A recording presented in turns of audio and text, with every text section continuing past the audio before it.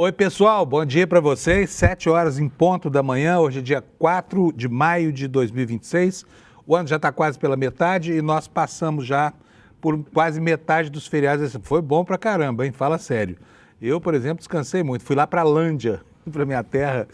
Agora que a gente não pode mais fazer merchan, então fica só isso mesmo, Lândia, né? Antes era Uberlândia, antes que a Uber comprasse o nome do time de futebol, então aqui a gente só vai falar Lândia agora daqui para frente, tá bom?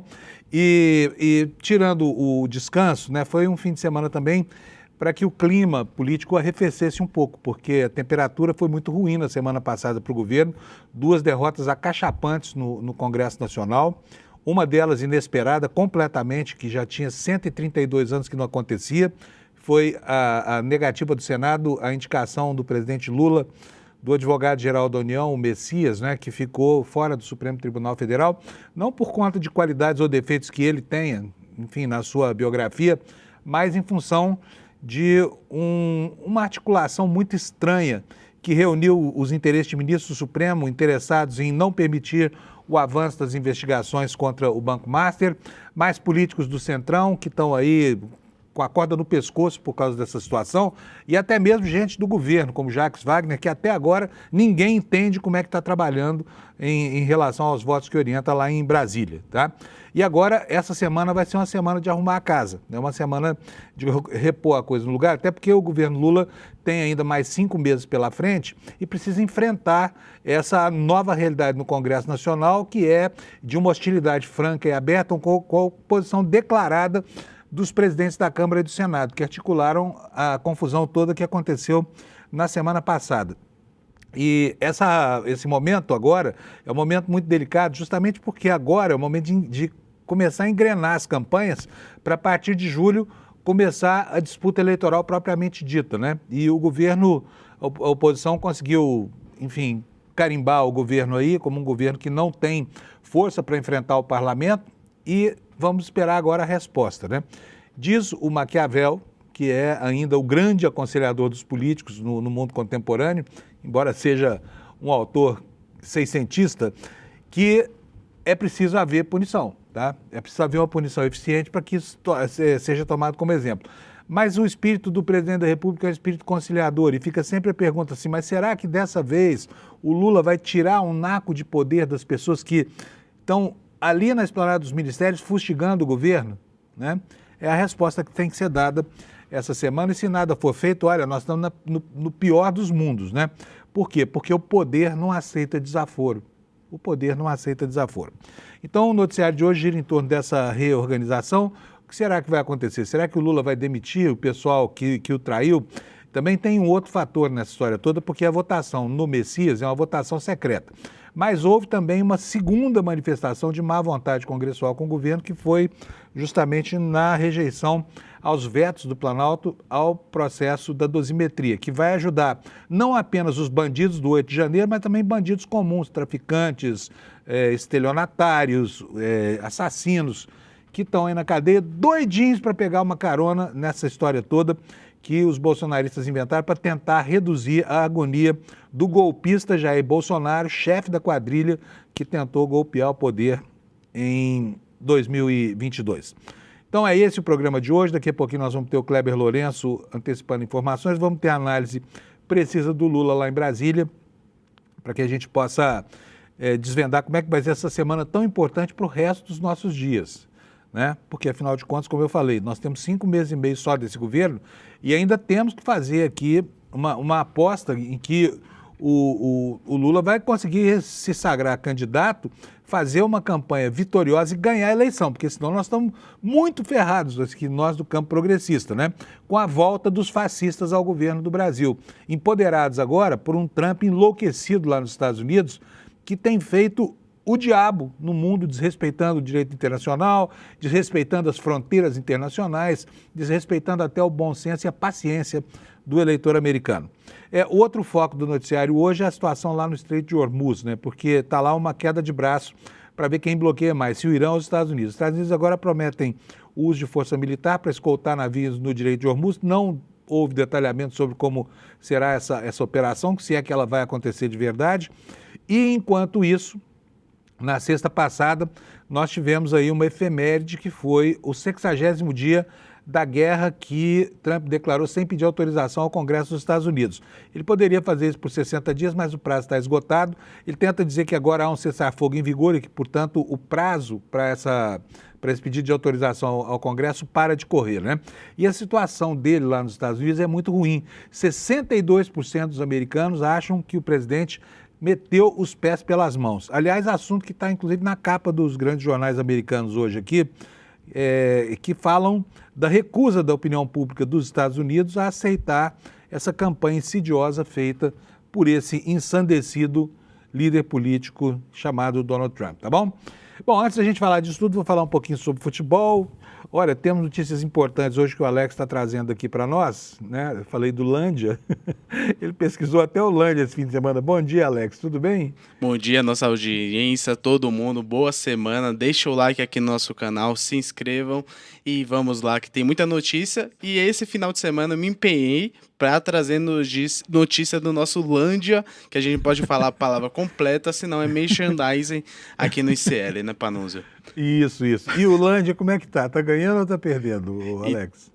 Então, Panunzio, o nosso Verdão lá de Minas Gerais é o líder ali do grupo da Série D. Tem o Ivinhema, o Craque, o Betim. O Berlândia tem 12 pontos e ganhou no sábado, no dia 2 de maio, de 2-1 do Operário do Mato Grosso do Sul. E foi a única vitória de um Verdão no sábado, porque o meu Verdão ficou no empate com o Santos. Então, estou feliz pelo nosso Lândia estar vencendo e sendo líder. E logo em menos de 5 anos, estará na Série A para fazer o clássico contra seu outro time, o Mirassol, Panunzio. O meu sonho é ver o Lândia jogando com o Mirassol, para ver quem é que ganha, tá?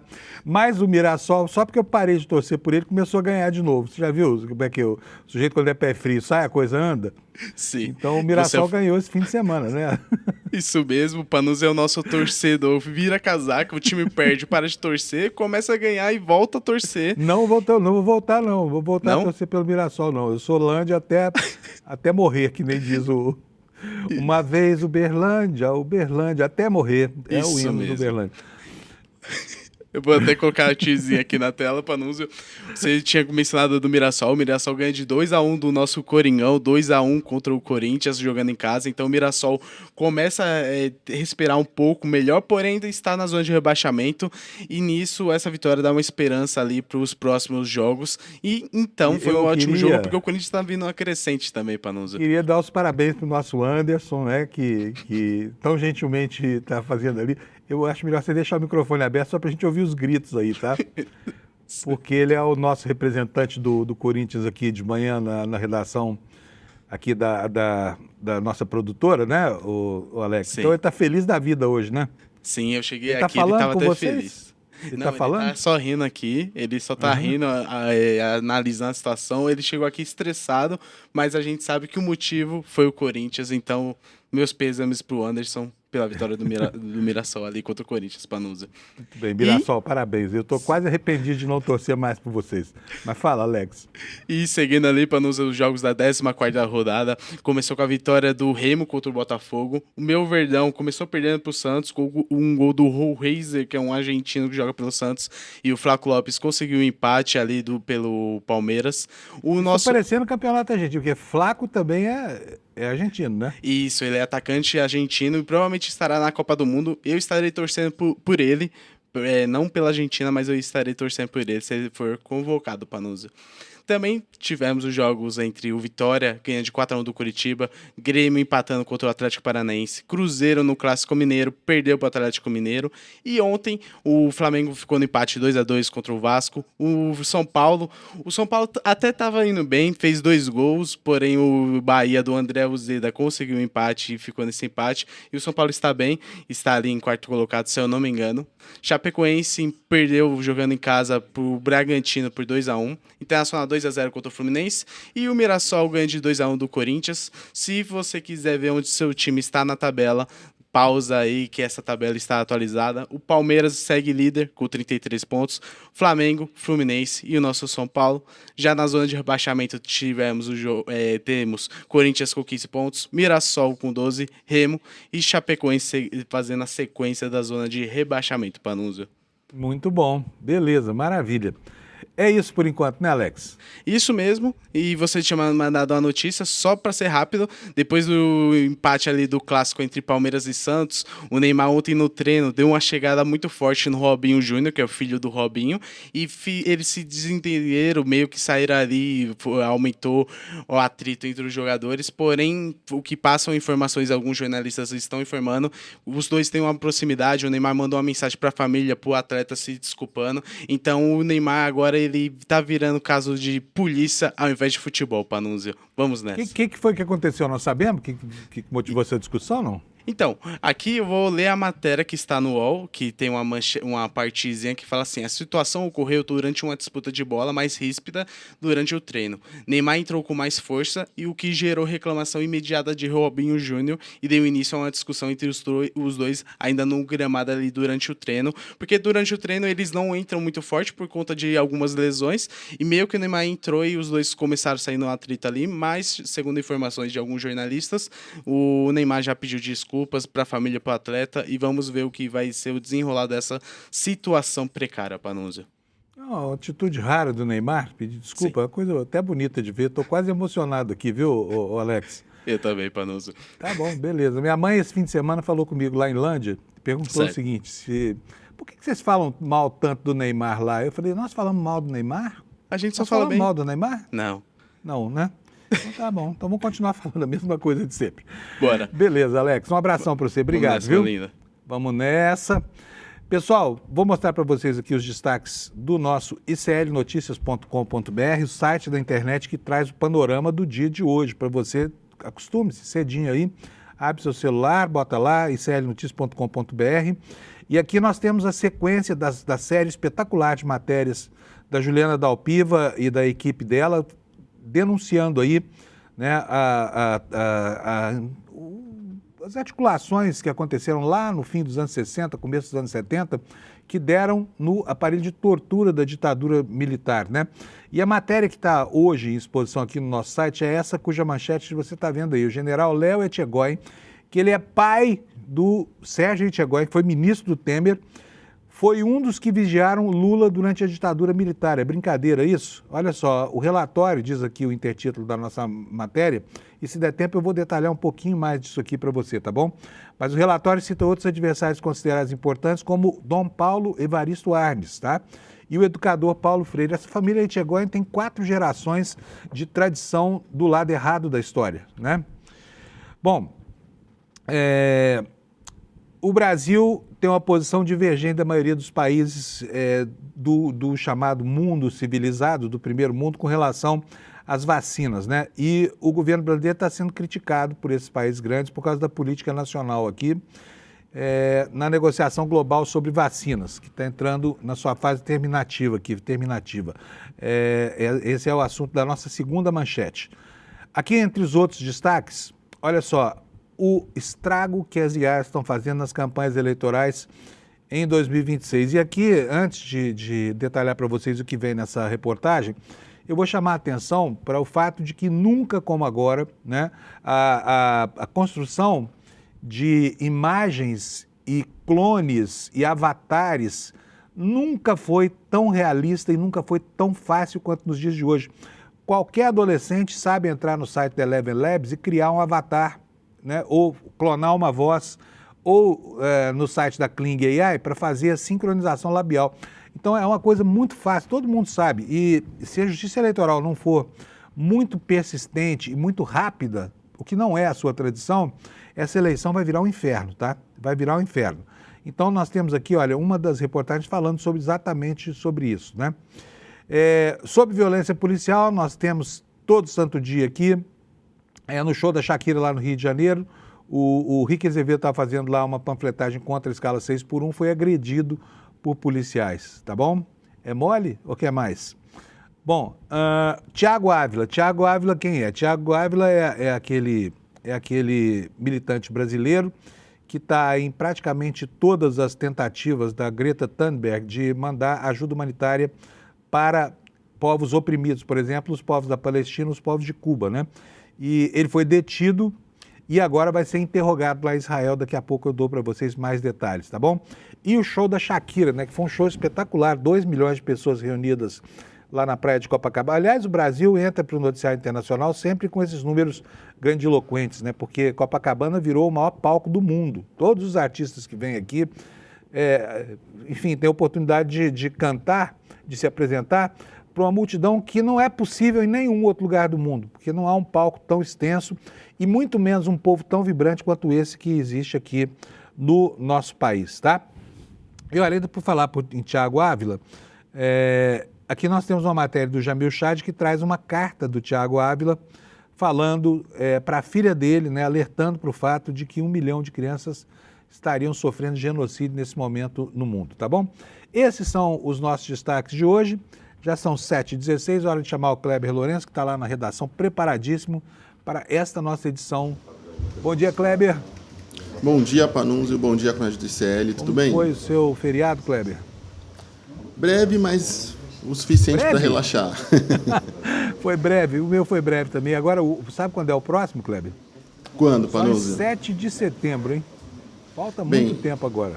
Diante de um feriado prolongado, breve, agora nós temos também uma distância bem longe do próximo feriado emendado. Mas vamos sobreviver até lá. Já foi bom, hein? Nós tivemos quantos? 6 feriados até agora? Já. 6 feriados, né? Acho que no último... Mas vamos lá. Bom, como é que é, Alex? 4 de junho é o próximo?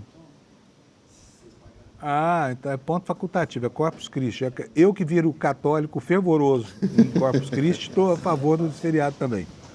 Bom, vamos lá. Vamos começar aqui com os assuntos do dia. Gente, outro dia teve aquela feira agropecuária lá em Ribeirão Preto, virou um palanque, né, do Flávio Bolsonaro e do Tarcísio. E começou a confusão, porque o Zaratini foi à justiça e pediu a condenação dos dois por campanha eleitoral antecipada. Houve pedido de voto explícito lá, Kleber, ou não? Olha, Panunzio, já aproveitando, nos últimos dias virou uma verdadeira festa de campanha eleitoral antecipada. Vamos falar desse primeiro caso do Tarcísio.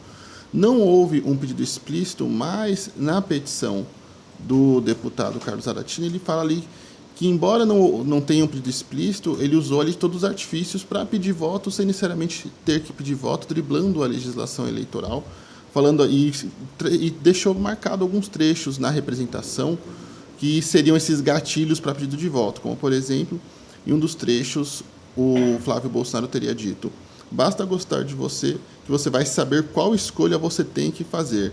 Em outro trecho também: na hora daqui a poucos meses de escolher o futuro que você quer para você e sua família, para os seus filhos, pensem nisso.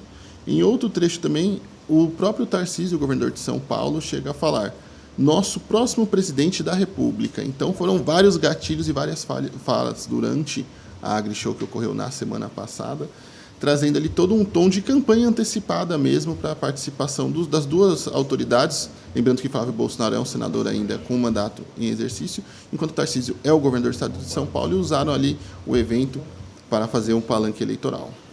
Bom, só para que as pessoas saibam, é o seguinte: a lei eleitoral proíbe taxativamente que antes da convenção dos partidos, antes que sejam designados os candidatos de cada partido ou federação, não pode haver pedido explícito de voto. Então, o candidato pode falar: vote em mim. Não pode falar assim: olha, conto com você no dia da eleição. Mas tem, na jurisprudência do Tribunal Superior Eleitoral, uma coisa chamada palavras mágicas, né, Kleber? Isso. Que é exatamente isso que o Kleber está falando, sabe? É uma menção indireta ao pleito e um pedido cheio de subterfúgio de voto, que foi o que supostamente, segundo o deputado Carlos Zaratini, aconteceu lá em Ribeirão Preto, né? E olha, já tem prefeito cassado por conta disso, tá? Por ter feito campanha eleitoral, fazendo uso dessas situações, são situações públicas, né? Enfim, eventos até patrocinados por governos, são eventos com dinheiro público, e aí a pessoa vai lá e acha que enganou a justiça eleitoral, mas não, depois tem que se haver com ela. Não sei se é o caso lá da AgriShow, lá em Ribeirão Preto. Agora, que ficou evidente que era uma festa de campanha, ficou, né, Kleber? É uma bagunça, o Panunzio. E, além disso, esse termo palavras mágicas, ele vem sendo discutido na Justiça Eleitoral, que inclusive tem ali processos em andamento para a formação de uma jurisprudência, para se esse uso de palavras mágicas vai sim constar automaticamente como uma violação eleitoral, se não vai contar. Mas o caso é que esse tipo de artifício já está no radar da Justiça Eleitoral, Agora, nós sabemos que a Justiça Eleitoral também não é nem um pouco ágil, né? Vide o último caso ali do governador do Rio de Janeiro, o Cláudio Castro, que numa eleição totalmente fraudada com a compra de votos, a Justiça Eleitoral só foi concluir o julgamento disso praticamente no final do mandato do Cláudio Castro, quando ele já estava às vésperas de anunciar a sua pré-candidatura ao Senado do Rio de Janeiro. Então, embora o termo seja polêmico, acho extremamente difícil que tenhamos um julgamento, uma conclusão destes casos de forma tão breve. E, obviamente, nesse meio tempo, principalmente a extrema-direita faz a festa com esses buracos na legislação. Um outro caso também nos últimos dias, Panunzio, que mostrou ali o libera geral da extrema-direita em relação à campanha antecipada, é também um culto que teve nesse final de semana na igreja do pastor Silas Malafaia, um conhecido aqui do ICL da nossa audiência, onde contou com a presença não só de Flávio Bolsonaro, mas também de Cláudio Castro, Sóstenes Cavalcante e outros políticos cariocas, e que também teve todo um teor de palanque eleitoral e de pedido de votos ali, de indução dos fiéis da igreja também à pré-candidatura de Flávio Bolsonaro, e que foi alvo também de uma representação da Procuradoria Regional Eleitoral do Ministério Público do Rio de Janeiro, pela Associação Movimento Brasil Laico, que também denuncia campanha eleitoral antecipada. Veja também que nos dois casos, Panunzio, nós temos Flávio Bolsonaro, um com Tarcísio em São Paulo e agora com Silas Malafaia no Rio de Janeiro. E, por enquanto, a Justiça Eleitoral dorme furiosamente, como diriam os queridos do Medo e Delírio em Brasília, em relação a essa bagunça que vem acontecendo. Muito bom. Olha, pessoal, é o seguinte, diz o provérbio que Deus ajuda quem cedo madruga, né? Não sei se o pessoal da Igreja Universal do Reino de Deus acorda cedo ou não, mas Deus não está ajudando muito ao Banco Digimais, que é a instituição financeira deles lá. O Banco Digimais foi comprado pelo Edir Macedo e, mais recentemente, andou fazendo péssimos negócios aí com o Master, né? Aceitou papéis da Reag, enfim, tomou um prejuízo de uns 500 milhões de reais. Para quem ganha dinheiro na sacolinha não deve ser muito, mas o banco está padecendo já há algum tempo, né? E aí chega, se Deus não ajuda, quem é que vem dar o socorro para os desamparados da Igreja Universal do Reino de Deus? Os poderosos. Afinal de contas, a Igreja Universal do Reino de Deus é um banco, é uma igreja e é também um partido político, como vocês sabem, né? E esse partido político atuou fortemente, fazendo com que o governador de São Paulo, Tarcísio de Freitas, e o prefeito da capital liberassem para o público o crédito consignado no Banco Digimais, uma instituição que está quebrando, tá? Que está quebrando. Tem uma negociação para aquisição desse banco pelo BTG Pactual, mas ainda não está confirmada, porque depende de muita coisa, inclusive de um empréstimo do Fundo Garantidor, que está interessado nessa transação, para consolidação do negócio, para tapar os buracos lá do Banco Digimais. O que está acontecendo em relação a essa salvaguarda política, vamos dizer, Kleber? O que foi que o prefeito e o governador fizeram de ação de graça para o banco do Edir Macedo? Olha, Panunzio, diante de um banco coberto de problemas, dificuldades, inclusive reclamações em portais ali que registram reclamações de usuários, tem mais de 20 mil reclamações. Eu listei alguns casos numa matéria que eu trouxe lá no site do iclnoticias.com.br, e entre os casos tem, por exemplo, os famigerados descontos indevidos de empréstimos consignados e todo tipo de bagunça nesse banco. E tanto o governo municipal de São Paulo, ali, com o Ricardo Nunes, quanto o governo estadual de Tarcísio de Freitas, eles homologaram o banco para que ele pudesse prestar empréstimos consignados aos servidores municipais e estaduais, principalmente da Polícia Militar. Vale lembrar que a Universal do Reino de Deus já é uma longa conhecida da Polícia Militar de São Paulo, já que ela tem diversos convênios para a realização de eventos, acompanhamento psicológico, todo tipo de, entre muitas aspas, benesses, Panunzio, para os servidores da Polícia Militar. E agora tem mais esse benefício financeiro para o banco. Lembrando que o crédito consignado é ótimo para a instituição financeira e muito complicado para quem tomou esses empréstimos, ou em alguns casos, como tem em sites como o Reclame Aqui, descontos que não foram solicitados segundo essas reclamações, mas foram abertos diversos convênios com portarias e atos oficiais permitindo que essa instituição que se encontra em problemas possa ali tomar empréstimos dos servidores. Panunzio, mais um absurdo ali envolvendo o governo Tarcísio de Freitas, uma instituição financeira e também a Igreja Universal do Reino de Deus. Muito bom, quer dizer, a coisa, Deus ajuda quem cedo madruga, mas não ajuda dono de banco, ainda que seja líder religioso. A gente está vendo aí, parece que Deus desamparou desde o Vorcaro, tanta gente já vem caindo nessa esteira aí, né? Então vamos aguardar o que é, se o BTG vai conseguir comprar esse banco ou se não vai, se o fundo garantidor, que já está tão depauperado pelas aprontações desse vigarista chamado Daniel Vorcaro, se vai aportar dinheiro para esse banco Digimais ser absorvido. Aliás, o Fundo Garantidor de Crédito está interessado nessa operação. Por quê, hein, Kleber? Olha, Panúncio, porque ele está extremamente preocupado que se o BTG não avançar com o processo de compra do Digimais, seria mais um banco com uma carteira considerável de clientes quebrando e criando mais um rombo para o Fundo Garantidor de Crédito, que nos últimos meses já teve que fazer vários resgates ali aos depositários de diversos bancos, todos eles, em sua imensa maioria, ligados ao Banco Master. Então, seria mais um banco para causar um desfalque financeiro no Fundo Garantidor de Crédito. Ou seja, seria mais dinheiro dos bancões e também da sociedade brasileira, que financia, que por terem contas nos bancos acabam ali também, através do pagamento de juros, financiando esse fundo, teriam ali que cobrir mais um rombo de uma instituição privada. Bom, agora para esse próximo assunto, eu vou pedir aqui para o Alex colocar para a gente. Coloca a minha página, por favor, no ar, Alex, só para eu mostrar aqui. Vocês estão vendo isso aí, gente? Veto derrubado, menos tempo de prisão para crimes contra o Estado Democrático de Direito. Sabe quem foi que publicou isso aí? Isso aí, na verdade, o Kleber já vai explicar para a gente, mas isso aí é uma comemoração feita num site de um portal público, né, da derrubada do veto que vai beneficiar os quadrilheiros do 8 de janeiro, Bolsonaro e os outros malfeitores que estão presos hoje pagando a pena pelos crimes que cometeram, né, que culminaram com aquela coisa horrorosa que a gente viu no dia 8 de janeiro. Onde é que estava essa publicação aí, Kleber? Essa foi uma publicação oficial da página no Senado, nas redes sociais, Instagram, Twitter e afins. E era basicamente uma celebração à redução de penas como espionagem e sabotagem. Para mim foi inacreditável ver ali, inclusive, o destaque que deram para essas informações, a forma ali toda eufórica da publicação, chamando para esse tipo de absurdo, né? Que algumas pessoas insistem em falar que a queda do veto do PL da dosimetria foi uma derrota do governo Lula. Na verdade, foi uma derrota de toda a sociedade brasileira, inclusive da nossa democracia, mas que mereceu a comemoração do Senado.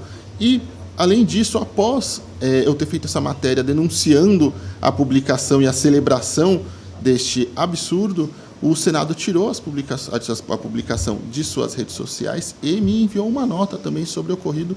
Eu vou ler a nota rapidinho também aqui. Deixa eu só... São dois assuntos, viu, gente? Só esclarecendo aqui. Um é essa publicação comemorando a aprovação da dosimetria, e a outra é essa que diz respeito à espionagem que o Kleber está contando para a gente. Vai lá, Kleber. Isso mesmo. E na nota deles, o Senado ele reafirma que não... A assessoria do Senado reafirma que, na verdade, não tinha intenção de fazer ali elogios ou celebrar esse absurdo, o post absurdo, e ali até um tanto quanto delinquente, mas de sim explicar e elencar ali o projeto de lei aprovado. Na nota, eles falam desse jeito, Panúncio. O Senado Federal informa que o objetivo de suas redes sociais é traduzir a atividade legislativa em linguagem simples aos cidadãos e nunca fazer juízo de valor sobre as propostas votadas. Eu queria, se puder descer um pouquinho a página para a gente voltar para a publicação, Panúncio. O Alex podia colocar a tela do Panúncio para a gente ver. Peraí que eu vou colocar na matéria certa, porque eu estou na matéria errada aqui. Eu estou vendo aqui a questão da sabotagem. Mas é o mesmo tema, mas porque essa publicação pode descer um pouquinho, Panúncio. Pode descer, pode descer. Avisa aí quando você quiser que eu pare. Isso, tá? No post. Nesse trecho que eles falam que buscam ali elucidar e explicar as propostas, traz um parágrafo extremamente absurdo. Réus, por mais de um desses crimes, terão penas calculadas de forma mais leve. Espionagem e sabotagem ganham progressão mais rápida. Mais uma vez, é o Senado Federal celebrando a redução de penas para crimes graves, gravíssimos. Principalmente num contexto, e inclusive a gente trouxemos isso aqui várias vezes aqui no ICL Notícias, principalmente no Desperta. Várias vezes conversei com agentes da BIM, nós trouxemos relatórios, informações. Há um risco real de interferência externa nas eleições brasileiras. E isso inclui, inclusive, processos de sabotagem e espionagem também, e que já foram falados por agentes da própria BIM, com quem eu conversei sobre esses riscos reais. E aí nós temos agora o Senado diminuindo as penas para esses crimes, justo nesse contexto eleitoral. muito delicado e arriscado que serão as eleições de 2026. Então, é mais um absurdo e por isso que eu falo. A derrubada do veto da dosimetria não é uma derrota do governo Lula, é uma derrota da sociedade brasileira como um todo. Pois é. E a sociedade brasileira saiu muito derrotada semana passada nesses dois assuntos que, infelizmente, representaram uma derrota para o governo. Vamos ver agora, hein, Kleber, o que vem aí na escala 6x1. Né? Não, e é um completo absurdo, porque, bem você falou da escala 6x1, mas veja, o Congresso se mobilizou todo, não foi para a escala 6x1, não foi para nenhum tema de interesse da sociedade. Foi para aprovar redução de pena para bandido, para vagabundo e para criminoso. Falou e disse, Kleber Lourenço. Palavras certas, pronunciadas do jeito certo. Para hoje é isso, né, Kleber? Por enquanto é isso. Então tá bom. Qualquer coisa você chama, a gente bota você no ar de novo aqui. Um abraço, Kleber. Obrigado. Abraço. Viu? Tchau, tchau. E, gente, olha, são 7h31. Eu vou correndo aqui para Brasília, porque o tema do nosso programa hoje é a reorganização da casa. Depois do que aconteceu semana passada, foi uma hecatombe nuclear no governo. Foram 2 derrotas acachapantes, muito importantes, né? A oposição e a extrema-direita. A oposição, não precisa nem colocar aqui, porque é muito difícil distinguir direita e extrema-direita no Brasil. Então fica aí. A direita em geral, né, que tende a ser uma direita extremada, ela impôs essas derrotas ao governo e está dizendo que o governo Lula acabou, né, quando restam 5 meses aí pela frente. Então agora é hora de reorganizar a festa toda. E eu sempre relembro Maquiavel aqui, porque o Maquiavel é o grande conselheiro de todos os políticos até hoje, né? Há 500, 600 anos, Maquiavel vem aconselhando os príncipes ou candidatos a príncipes aí sobre como é que agem no pragmatismo do poder. E um dos principais enunciados do Maquiavel diz respeito à falta de qualidade dos exércitos mercenários. Ele é totalmente contra o uso de tropas mercenárias para conquista e para manutenção de territórios que ele considera impossíveis, simplesmente porque os soldados mercenários não trabalham por uma causa, trabalham por um soldo, trabalham pelo dinheiro. E aí, quando acaba a relação com o dinheiro, eles não têm nada que os vincule às causas que são contratados para defender. Deixa eu chamar o Lula aqui para saber o que vai acontecer. Oi, Lula, bom dia, meu caro companheiro Lula. Bom dia, Fábio, bom dia quem nos assiste, quem nos ouve. Tudo bem, Lula? A gente ficou prejudicado aqui com o feriado da sexta, a gente pouco falou da coluna da Liberta, daqui a pouquinho a gente vai falar bastante sobre ela. Mas, Lula, vamos começar falando sobre essas derrotas da semana passada. Foi um Deus nos acuda, né? E agora, como é que o governo vai reagir? Será que nós vamos ver a caneta do Lula funcionando pragmaticamente ou não? Fábio, o presidente Lula passou o feriado no Palácio do Planalto, ao telefone também, e organizando a tropa para a reação, para dar um passo à frente. Ou seja, na guerra, ante o desafio, dê um passo à frente. Essa é uma das regras de quem está no jogo. E poucos sabem jogar tão bem o jogo político quanto o presidente Lula, que está tentando o seu 4º mandato pela via direta esse ano em outubro. Primeira coisa que foi feita, separar Câmara de Senado.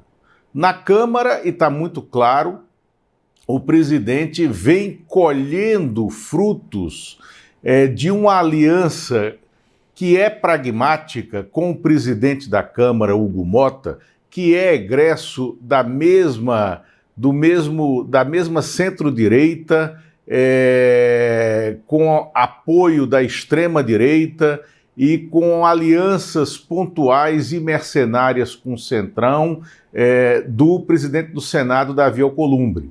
Porém, o presidente da Câmara tem como pré-candidato ao Senado pela Paraíba o pai dele, e cabala, né, a aliança, né, do PT com o pai dele. E para isso está entregando os pontos necessários na negociação política, como, por exemplo, a escala 6x1, a votação do fim da escala 6x1 na Câmara dos Deputados, e esta semana, para contar prazo regimental, a Câmara terá sessões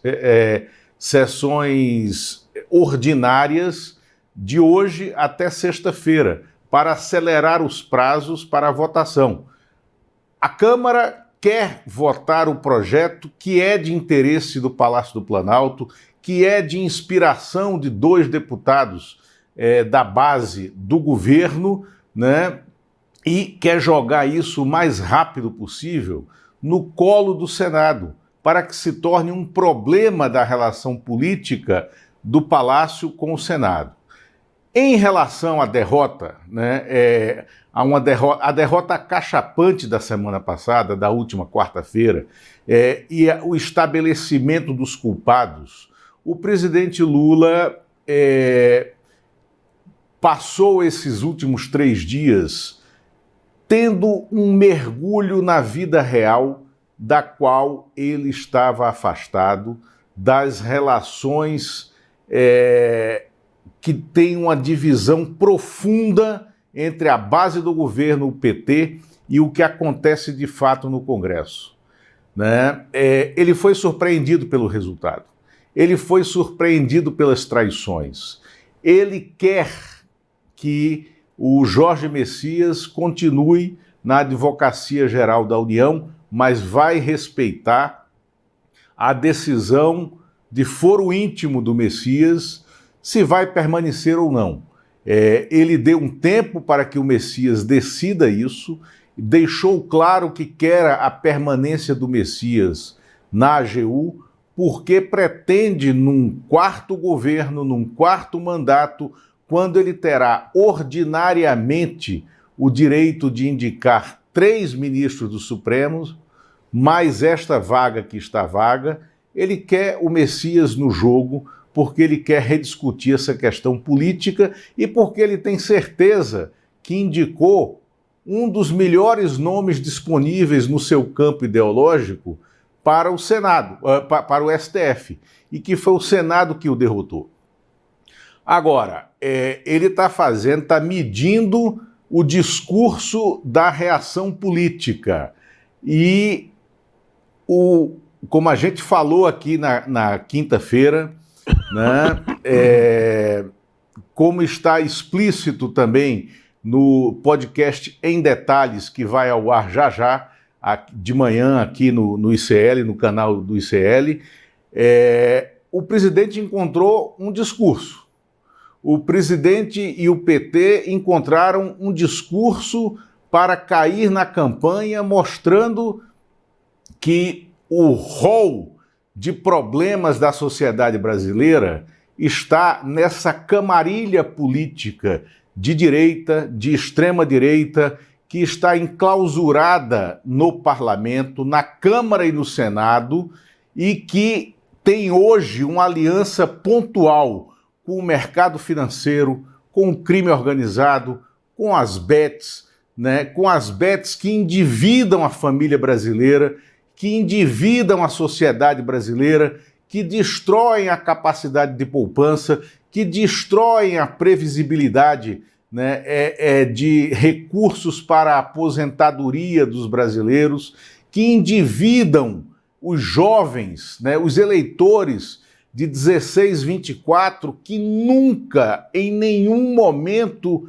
da história econômica brasileira, estão acumulando dívidas como estão agora, né, em razão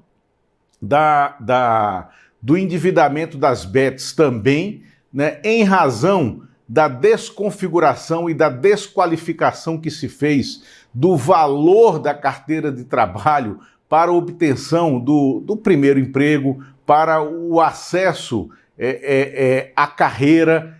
Quem construiu isso foi o ideólogo, né, do programa de governo do candidato Flávio Bolsonaro, adversário do presidente Lula, sócio, né, dessa derrota imposta, né, pelo Senado ao governo federal, porque nós vimos, todos testemunharam aquela foto do abraço compungido do Davi Alcolumbre no Flávio Bolsonaro, no momento seguinte à rejeição do Jorge Messias no Senado. Então, o governo preparou, nesses últimos 3 dias, o contra-ataque, né, para mostrar que as mazelas da sociedade brasileira estão nessa aliança do lado apodrecido do Congresso com o crime organizado, com as bets, com o mercado financeiro, que isso que leva o país para o atraso e que a aliança política do governo é o futuro, é o projeto de renovação do país. Então, o Senado deu, na semana passada, ao presidente Lula o seu discurso de campanha, de mostrar que ele é quem está querendo fazer uma guerra profunda contra as mazelas da política brasileira que estão enclausuradas no Congresso Nacional. E aí é organizar o exército de candidatos que vai para as ruas, dando a devida importância à eleição para o Congresso. Essa é a forma de reação que o governo está fazendo, agora, que não prescinde das demissões que começam hoje, tá? Dos indicados, sobretudo de Davi Alcolumbre, para cargos no governo federal, principalmente na Codevasf e no INSS, mas também muita gente na Caixa Econômica Federal, no Banco da Amazônia, né? Pessoas que perderão seus cargos em razão dessa derrota imposta na semana passada. E sobre a apresentação de um novo nome, o presidente não tem certeza ainda. A tendência é que ele espere o processo eleitoral para aí sim indicar um nome para a vaga do ministro Luiz Roberto Barroso e que, mesmo que o Jorge Messias fique na AGU, a tendência é que para esta vaga não seja o Messias.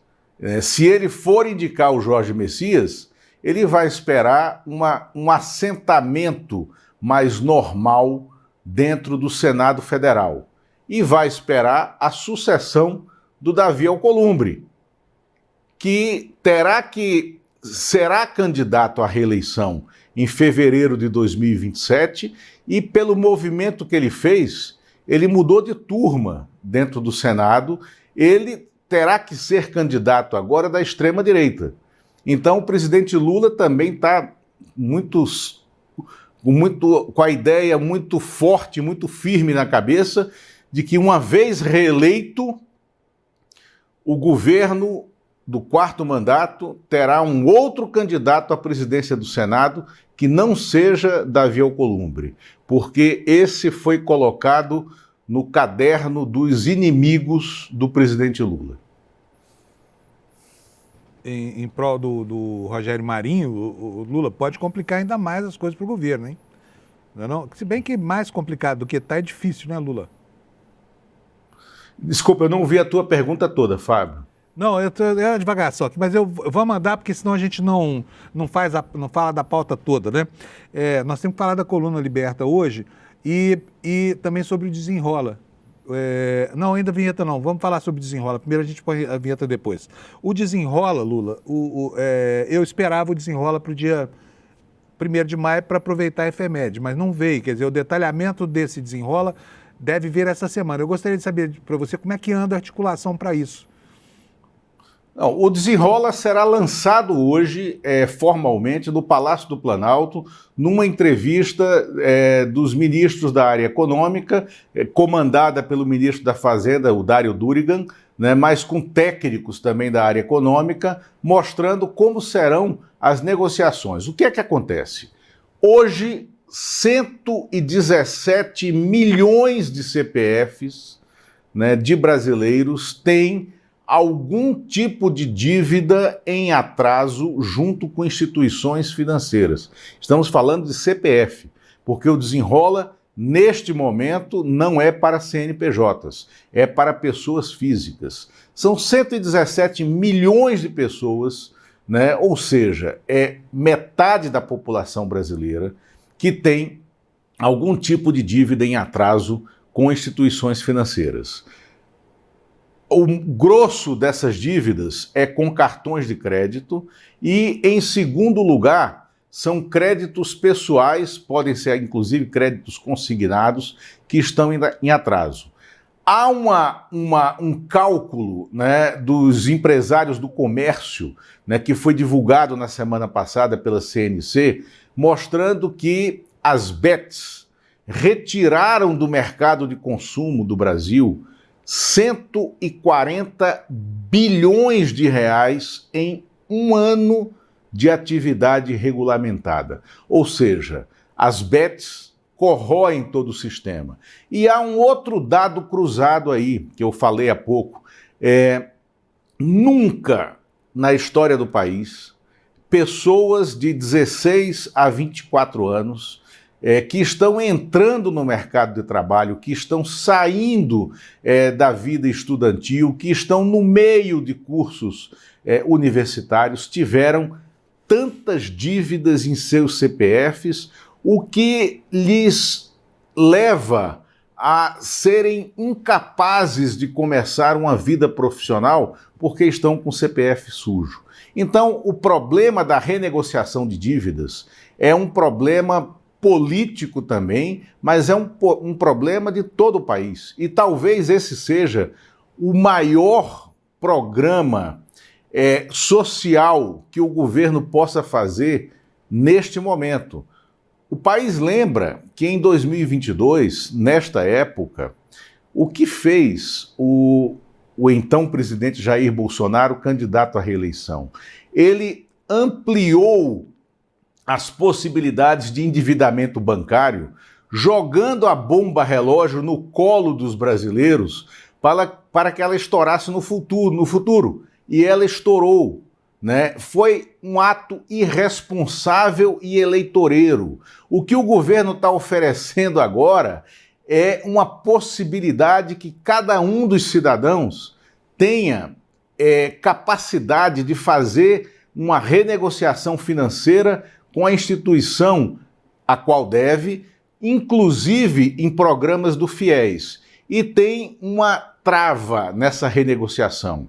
Durante um ano, esse brasileiro que entrou no Desenrola não poderá fazer nenhuma aposta em bet, porque o seu CPF estará glosado para apostas em bet. Esse é o primeiro movimento do governo para um enfrentamento mais firme em relação às bets. Um segundo movimento que o governo fez, foi pouco divulgado, foi o impedimento por 2 vezes de que a Caixa Econômica lançasse as suas bets. Porque a Caixa Econômica é o segundo maior banco público brasileiro, é o banco das famílias brasileiras, e o presidente da Caixa, indicado pela dupla Arthur Lira-Ciro Nogueira, queria a criação de uma bet vinculada a ela. E o governo federal, que é contra as bets, que vê a degeneração que as bets provocam nas famílias brasileiras, no orçamento familiar, impediu isso. Então o governo está dando um primeiro passo agora de fazer um enfrentamento mais sério a essa questão das bets, que é dizendo, se você renegociou o seu débito, durante um ano você não pode jogar, não pode fazer aposta nenhuma em nenhuma bet, nem aqui nem lá fora. O seu CPF está impedido de fazer essa negociação.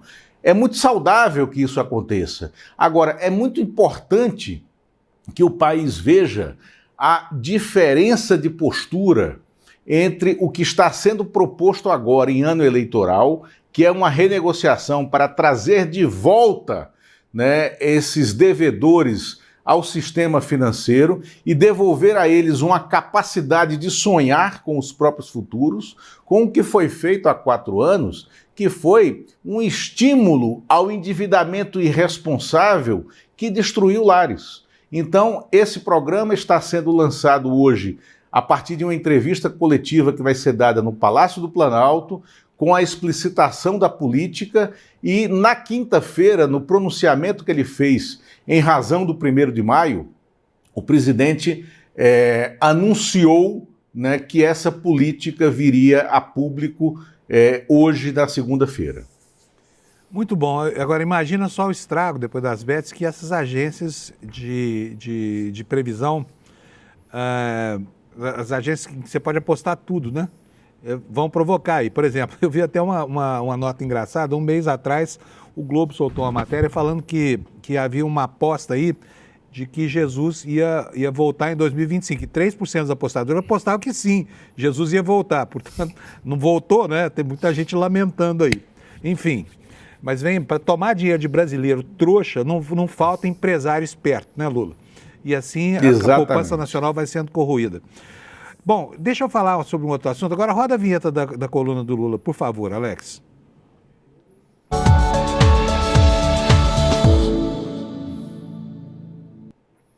A gente tem todo cuidado, a gente roda essa vinheta, porque esse é um espaço da Revista Liberta, é o filé mignon da nossa Revista Liberta, que vai ser servido para vocês aqui toda segunda e toda sexta-feira.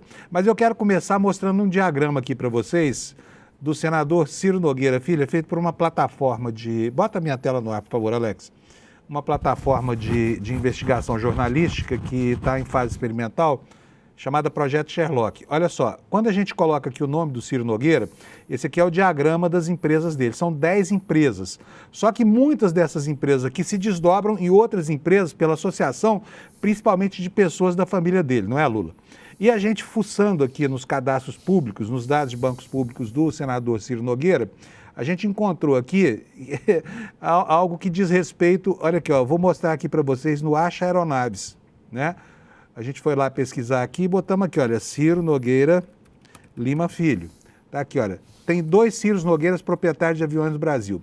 Tá? Um é o Ciro Nogueira Lima Filho, que é a pessoa física do senador Ciro Nogueira. Peraí, deixa eu voltar tudo aqui. E o outro é uma tal Ciro Nogueira Comércio de Motocicletas, que é uma pessoa jurídica Aí o Lula foi lá e pesquisou o que era essa Ciro Nogueira Comércio de Motocicletas e por que ela tem um dos 2 aviões King Air que pertence ao senador Ciro Nogueira. Fala, Lula.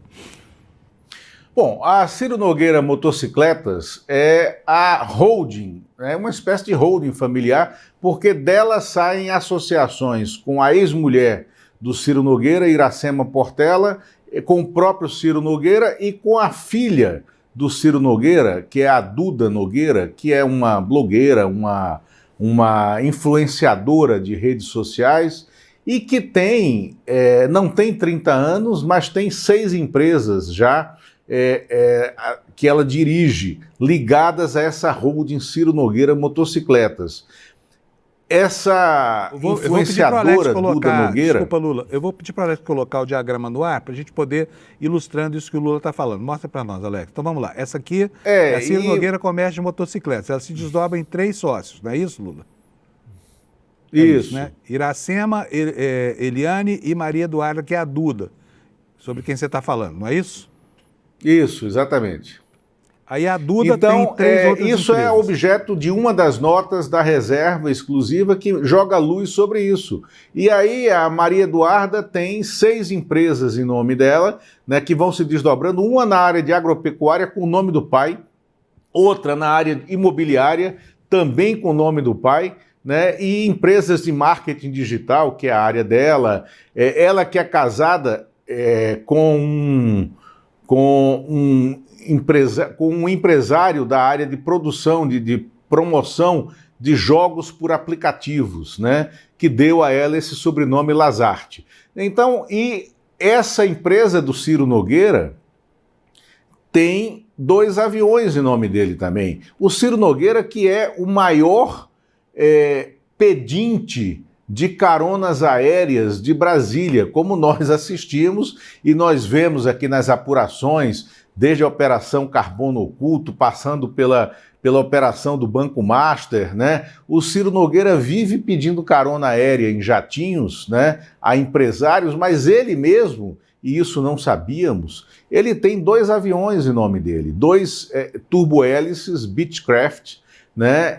Um do ano de 1987, ano de fabricação, o outro de 1979. Mas não achem que é velho demais, porque, como diz o Fábio Panunzio, que é um entendedor muito grande do setor aéreo, aviões não envelhecem, né? Aviões, uma vez fabricados, eles têm que ter manutenção regular, né? E eles têm condição de voo por décadas, né? Então, não é porque foi fabricado em 79 e 87 que eles são muito velhos, não. Eles são aviões em uso. E esse é o perfil do Ciro Nogueira. Essa é uma das notas que nós publicamos na Reserva Exclusiva esta semana e que vale ir lá para conferir, né? E a outra nota da coluna, eu vou correr aqui, Fábio, em razão da hora, né? Se você puder colocar, Alex, o print, né, da primeira nota, que é esse: frentes parlamentares viram super PECs brasileiros. Eu acho que isso é um fio que a gente tem que puxar na nossa apuração política, tá? A extrema-direita descobriu, por causa da frente parlamentar do agronegócio, o filão das frentes parlamentares, que dão a elas a possibilidade de trazerem para dentro dessas frentes parlamentares, como acontece com essa frente parlamentar mista do livre mercado, FPMLM, presidida pela deputada Carol Detone, da extrema-direita, lá de Santa Catarina, candidata ao Senado, mas que tem hoje uma mansão no Lago Sul, na QI 9 do Lago Sul. É uma mansão que ocupa um terreno triplo, onde há estúdios de gravação de áudio, estúdio de gravação de vídeo, auditório, cedia um Instituto do Livre Mercado, o ILM. Esse Instituto do Livre Mercado, ele pode fazer associações com empresas que dão dinheiro para a ação política, né? E foi lá dentro dessa casa da frente parlamentar, por exemplo, né, do livre mercado, que o deputado Nicolas Ferreira gravou, né, usando a estrutura de vídeo deles, aquele vídeo com mentiras sobre o Pix, que foi tão deletério para a economia brasileira no começo desse ano, que precisou de uma ação imediata do então ministro Fernando Haddad, desmentindo as mentiras, né, do Nicolas Ferreira. Então, é essa frente parlamentar, é esse tipo de ação política por meio de frentes parlamentares que bebe na estrutura da mais bem-sucedida frente parlamentar brasileira, que copia a estratégia de lobby dos Estados Unidos, que é a do agronegócio, que está em voga hoje em Brasília, e isso precisa ter uma atenção muito grande do eleitor brasileiro, da justiça eleitoral e mesmo da justiça comum. Muito bom, Lula. Olha, um abração para você, bom dia, muito obrigado e até quarta-feira aqui no Desperta. Valeu, companheiro. Fábio, obrigado, abraço. Obrigado, viu? Gente, não dá tempo de mais nada, dá tempo só de falar aqui do nosso marketing de hoje, né? E já chamando aqui para vocês, a aula do Jamil Chad e do Eduardo Moreira está espetacular, você não pode perder, está todo mundo querendo entender esses movimentos estranhos que estão acontecendo, transformando a geopolítica global numa atividade absolutamente surpreendente. Então, para você entender direitinho o que está acontecendo, o Jamil Chad, que está lá na ONU em Genebra há décadas, que é o melhor correspondente estrangeiro do mundo, vai falar sobre o que ele vê no contexto, no âmbito das organizações multilaterais, e vai ser muito bom para a gente conseguir mesmo entender os desdobramentos desses movimentos erráticos aí do Trump, tá bom? Então, a aula vai ser amanhã. Para você conseguir seu ingresso é aqui, despertacl.com.br, já pode ir aí agora, se você quiser. Não se esqueça, tá? Porque você não anota o compromisso, depois acaba esquecendo. Então vai aqui que a gente te lembra, despertacl.com.br, tá bom? E não perca a aula que o Jamil vai dar amanhã para vocês, tá bom? É isso, pessoal. Alex, tem uma audiência aí, não? Não temos audiência hoje, beleza, não tem problema, a gente mostra amanhã. Um abração para vocês, boa semana, sem feriado, né? Estava tão acostumado com esse negócio de semana de 4 dias, de 3 dias, que agora vai ser preciso sacudir a preguiça. E vamos tocar em frente, porque atrás vem gente. Tchau para vocês, bom dia e até amanhã. Estou aqui na sede da ONU em Genebra, um local que eu percorro há mais de 20 anos. Eu posso dizer, sou testemunha de decisões que redesenham fronteiras, que denunciam violações de direitos humanos, que mudam o destino de populações inteiras. Mas eu preciso ser honesto com vocês. O que está acontecendo neste momento é extremamente grave e é urgente. Os Estados Unidos estão redesenhando a geopolítica do planeta. Nós estamos vendo no Irã, na Venezuela, em Cuba e em tantos outros lugares no mundo. E a verdade é que o Brasil também está no centro desse tabuleiro. A questão é que quando nós lemos as notícias, nem sempre fica claro o que está por trás de uma decisão. E por isso, eu preparei uma aula gratuita e quero te mostrar o que eu enxergo aqui de dentro, o que está em jogo nessa nova ordem mundial e como isso já está afetando a vida de cada um de nós brasileiros.